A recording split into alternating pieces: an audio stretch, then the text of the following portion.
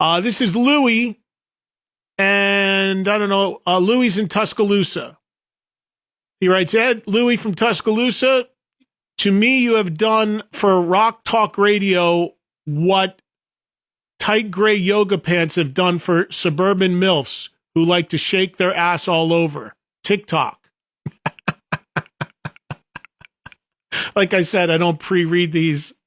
Louis is, I guess, referring to stuff he sees on TikTok. I am not a TikTok guy. I have an account. I've never once made a post. I know it's a big platform. I just don't feel like taking on yet another social media platform. So I hang with Twitter, Instagram, and the page on Facebook, and that's about it. But who knows down the line? But nobody needs to see me shaking my ass if I go on TikTok. I'll tell you, I guarantee you won't be getting that. Nobody needs that. All right, you're right. His email goes on to say, a few days ago, you were telling the story of handing the goblet on stage to Ozzy during a show on the Bark at the Moon tour. You mentioned that Jakey Lee was the guitar player, but you couldn't remember who was on bass. You said it may have been Bob Daisley or Susan. Do you think that maybe it was neither guy, but it may have been the legend himself, Don the Cheese Grater Costa?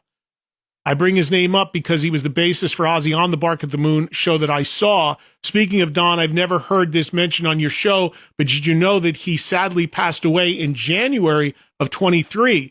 Mark Kendall mentioned it on his Facebook page a while back. Thanks for all you do. Santa Cruz is forever.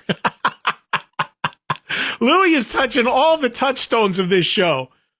If you don't know the Santa Cruz is forever story, that's a whole nother thing. When the dude from Santa Cruz, Archie, was locked out of the building in New York and called in, and he had just gotten thrown out of his own band, and I still had him on the show, and the only thing he said about Santa Cruz was Santa Cruz is forever. So Don Costa, who did I just talk to Don about? I just talked to somebody about Don Costa.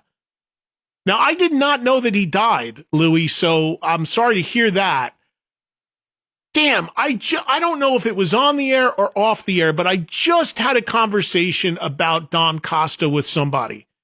Because he's a, very mysterious guy in terms of like his history, his story, his stage antics, and nobody had ever really heard about him. Maybe it was Mark Kendall I talked about. I don't talk to him about with it. You said that Mark posted on his Facebook about Don passing away. So maybe it was Kendall. I don't know. But if you don't know who Don Costa was, he was a bass player. Maybe it was Blackie and Wasp. I don't know. Was he in Wasp at one point? But Don was a bass player who was based, I believe, in Southern California. And he was in Ozzy's band for a very, very short period of time. He might have been in Wasp for a minute. Maybe he was in an early version of Great White. I don't know. But his big stage move was he put a cheese grater mounted it on his bass guitar. And then when he played, he would grind his knuckles on the cheese grater, which of course would cause his hand and knuckles to bleed real blood onto the strings and the bass while he played. Talk about being committed to theatrics and your craft.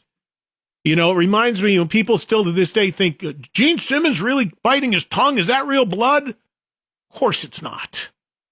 But Don Costa was real blood. Don Costa would grind his own hand up. I don't know how many nights in a row he could do that. I mean, I imagine that would be very painful, but he did it. And I don't think, Lou, that the show that I saw was Don Costa. I'm pretty sure it was probably Daisley.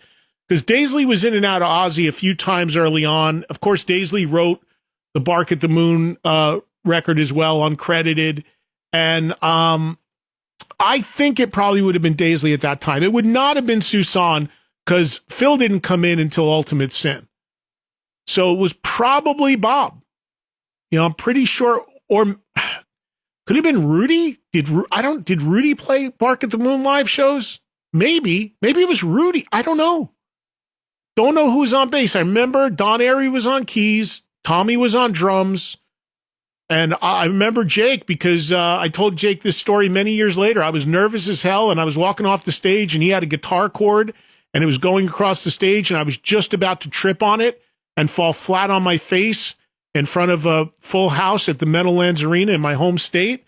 And Jake saw that about to happen, and he flicked his cord so that it would kind of reverberate up and it would catch my eye and stop me from tripping. I'll never forget that. Many, many, many years ago. And for you guys who have been paying attention to my Instagram, I've been posting this thing. I've been doing a backstage pass of the day with a little story, if I have it, about my collection of passes, which goes back over 40 years. I'm going to dig way, way back to the early stuff at some point. But I have a pass from that show somewhere that I'll post.